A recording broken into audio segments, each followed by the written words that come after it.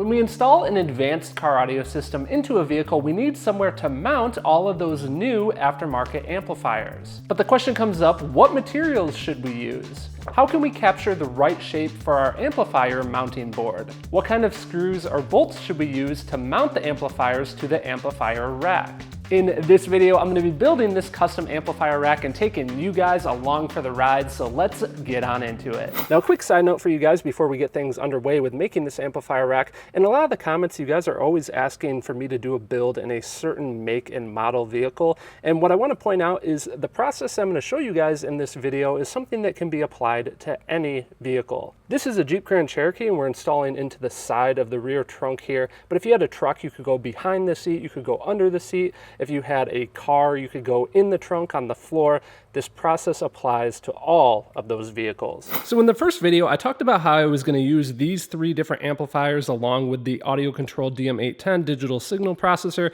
There is one minor change from that first video, and that is rather than using this LC-4800, I'm going to be using this 4-channel amp, AudioControl's ACM, which is their AudioControl Micro series of amplifier. The reason I'm going to be using the ACM amp instead of the LC series amp is I'm going to be powering my rear speakers with this amplifier, and this amp actually has 4 times 50 watts at 4 ohms, 4 times 75 watts at 2 ohms, so more than enough power for my rear speakers, and that will help me to save a little bit more real estate, even though these amplifiers are already really compact. Now also in that video, I pulled out this guy here. This is the OEM subwoofer enclosure out of the vehicle. I'm going to be using it in order to capture a shape. So underneath here, I just have a piece of cardboard.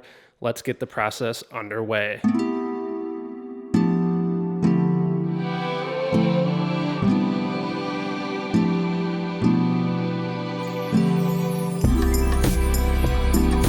What I've done here is I've left a little bit of additional cardboard attached around the shape. And the reason for that is I want to have as much real estate on this board for these amplifiers as possible. So what I can do now is, even though I have this extra cardboard, I'm going to take it in and out of the vehicle and I'm going to slowly trim it down until I have my final shape. So after a bunch of trimming, here's what I've come up with. I'm going to take it out of the vehicle in a second and show you how I plan on laying out the amplifiers and the processor. But I did want to point out really quick, if you see this wiring harness here, how it goes over the top of my piece, that's intentional because I need a little bit of extra room for that ACM micro amplifier over here. So here is what I'm thinking as far as layout. We've got the mono amplifier for the subwoofer down in the corner here, and then the 6-channel amplifier that's powering the front stage speakers that will be up in this corner, and then our 4-channel for the rear sets of speakers is going to be here. Now as far as the DSP goes, my goal is to make a bracket that attaches to my bracket and kind of floats out here above the amplifiers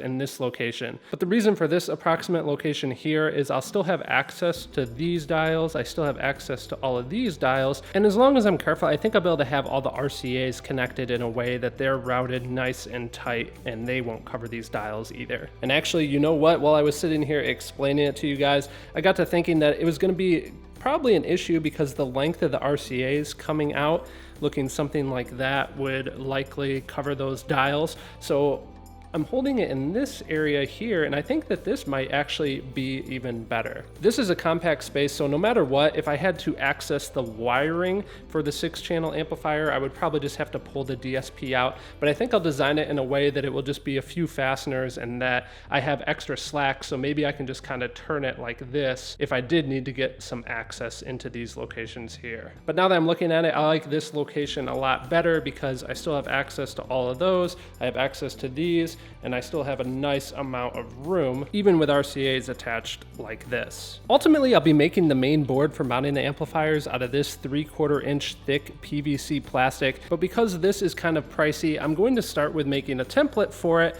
using this 1/4 inch MDF just to make sure everything is good to go. So let's get that traced onto this and start shaping it.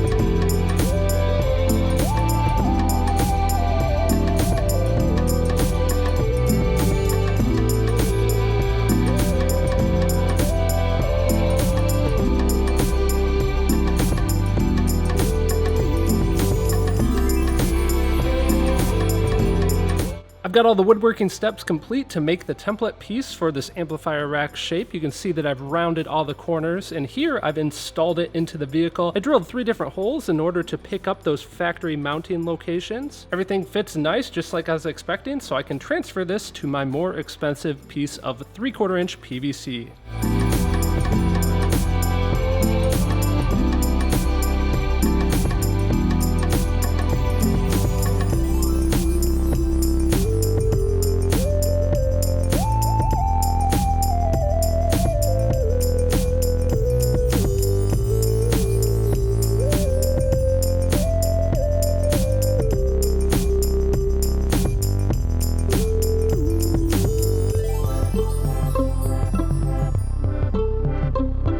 Now that I've copied the PVC shape from that template and drilled the holes, you can see that I'm able to mount it here in the vehicle. Now there's one last thing I want to do on the router. If you look at these edges, there's still a hard line. I want to use a round over bit really quick to round those over.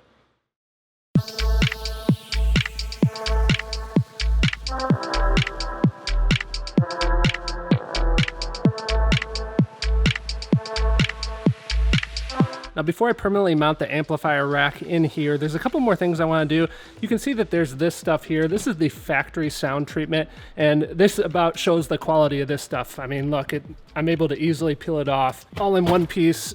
It really doesn't have that good of adhesion. Then I'm going to sketch myself out a template on this transparent tape. To sound treat behind the amplifier rack, I'm going to be using this stuff from my show sponsor, SoundSkins. This is the SoundSkins Lite. The SoundSkins Lite comes in a rolled sheet that is 19 inches wide and 39.5 inches long. This light material is only a single layer with adhesive, and it is quite thin, which allows me to sound treat low profile locations like behind this amp rack. This material is also more of an affordable option for those of you that are on a tighter budget. For more details about this, check down in the video description. Now I can start locating my amplifiers and actually mounting them to this board, and to do this I'm going to be using these guys here. These are threaded inserts. If you guys want a great link on where to pick these up, I'll put it down in the video description. The advantage of using these instead of just using like drywall screws or something like that is I can thread these into my amplifier rack board, then I can use machine fasteners like this to hold the amplifiers to the board. And the advantage of that is if you have to ever take an amplifier off, you're not degrading the hole because it's machined threads that's permanently attached to the board. So you can literally take this fastener in and out as many times as you want without degrading the quality of the hold. There's a couple different steps to this. I'm going to start with using a transfer punch which locates the center of each hole. I'm then going to use this, a Forstner bit, to go slightly down into the surface and create a pocket for the top flange of that threaded insert. After that, I'll use this 7mm drill bit to drill the hole for the threaded inserts, and then I will screw the threaded inserts down into the board. After we're done mounting every single one, here's what it looks like. You can see that I've got all 12 of the different threaded inserts threaded on into the amplifier rack. So now I can mount these bad boys up. I carefully mount my first amplifier using the machine fasteners, and then I mount this assembly into the vehicle. I can then add the other amplifiers, and here we have the completely mounted amps on their amplifier rack. Now in the last video, a lot of you guys mentioned that you think it would be cool to mount the DM810 on this side with the rest of the amplifiers, and I'm gonna do my best to make that happen. I really appreciate all of your feedback. Now my next question for you guys is, although this is a ways out, I'm wondering, what do you think about how I display all of this once the panel is reinstalled? Should I have some flashy LED lights going on and really highlight all of this gear, or should I just cover it up and keep a nice stealth looking panel that is elegant and matches the flow of the inside of the vehicle? Let me know what you guys think. In the next video, I'm going to be mounting the DM810 processor in front of the amplifiers, and I'm also going to be doing the wiring and the sound treatment and the other steps of this build. So if you're new here and you would like to see the rest of the build, I'd love to have you as a subscriber. A special thanks goes out to John, Brian, Ali, Goldfang, Steve, Jerry, Emmanuel, and the rest of the Patreon membership team. If you love this content, that is the team for you. I would love to have you guys check it out and see what you think. You can check it out down below. Until next time, I'll catch you guys soon.